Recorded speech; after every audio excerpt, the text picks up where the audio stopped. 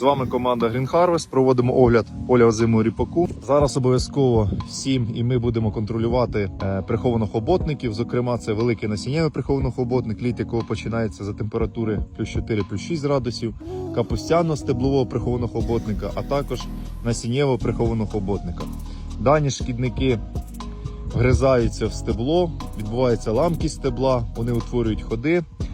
Рослини потім вилягають, відповідно, може бути і ризик зараження хворобами.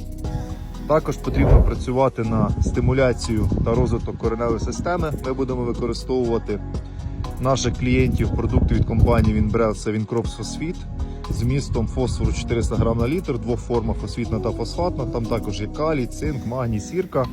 І Wincrops Антистрес 0,06 літра на гектар.